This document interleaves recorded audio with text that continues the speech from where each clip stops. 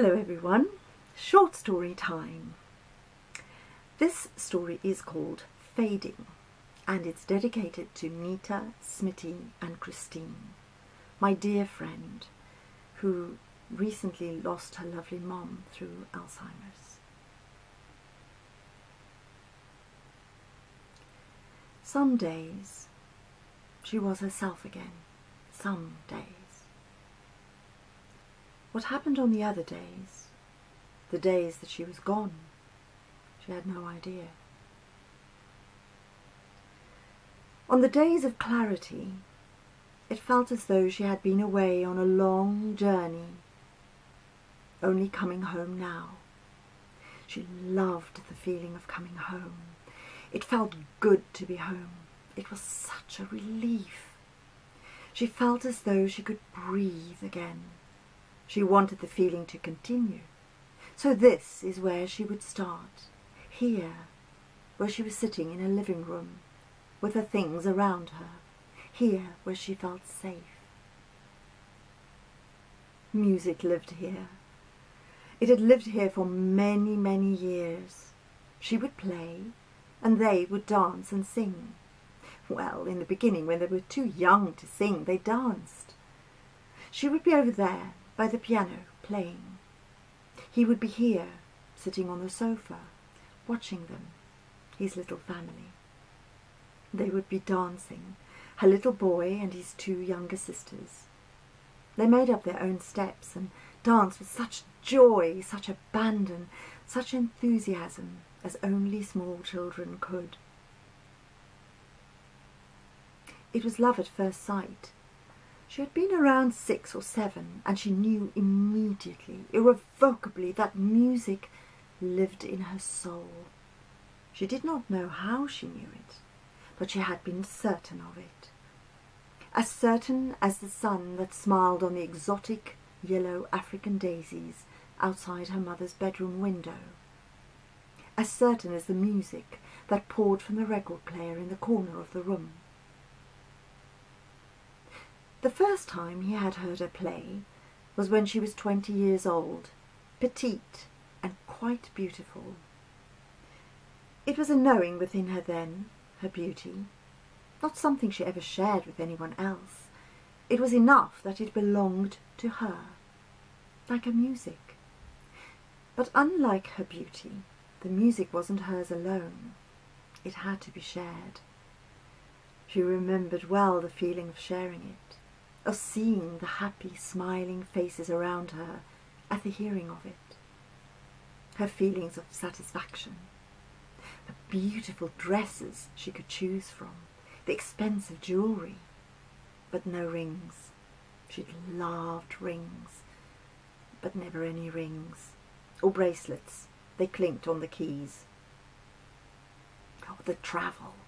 New York, Dublin, Cardiff, Edinburgh, London, Paris, Salzburg, Milan, Rome, Athens, Barcelona, Berlin, St. Petersburg, Beijing, Hong Kong, Singapore, Tokyo, Los Angeles, Boston.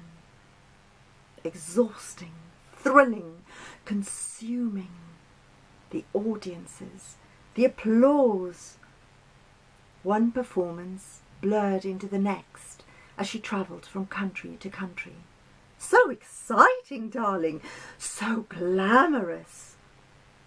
But it wasn't. It was work, work, work. She never felt more alive, more vibrant, more herself. Music opened her soul. It allowed her to see for herself her path ahead. She was doing the thing she had been born to do, the thing that eluded so many others, that caused so much frustration and unhappiness as far as she could tell, but not in her. Each day was a new opportunity to explore more music, to live her purpose. And her hair. She had been enthralled with her long dark hair. It highlighted her flawless pale skin. Well, it did then. The person staring back at her from mirrors now was a stranger. a stranger she met anew each time she looked into a mirror. She met many strangers these days. Some insisted that she should know them, that she had known them. Others carried that hurtful look in their eyes when she did not recognize them. She'd come to know that look well.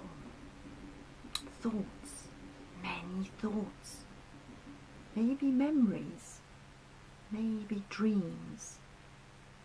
They lived at the edge of her memory, teasing her with their presence. Thoughts of music, thoughts of family. When her babies came, she stopped travelling. She loved her babies, but they never asked that she gave up her music. He and her babies and her music lived together.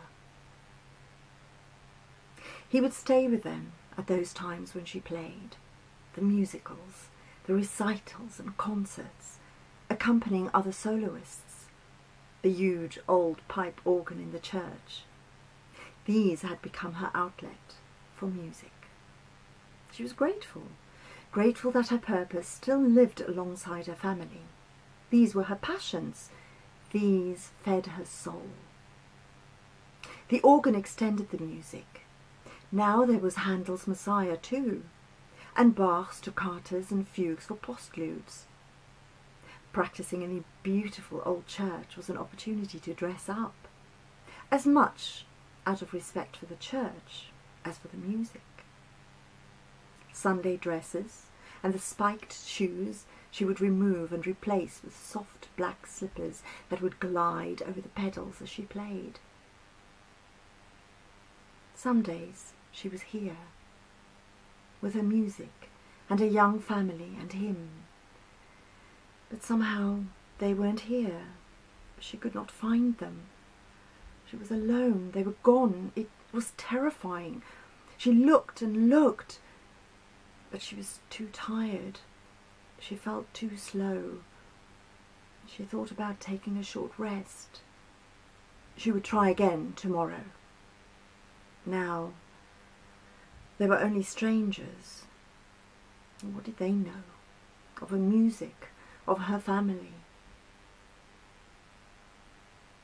But on the days of clarity, her life was intact again.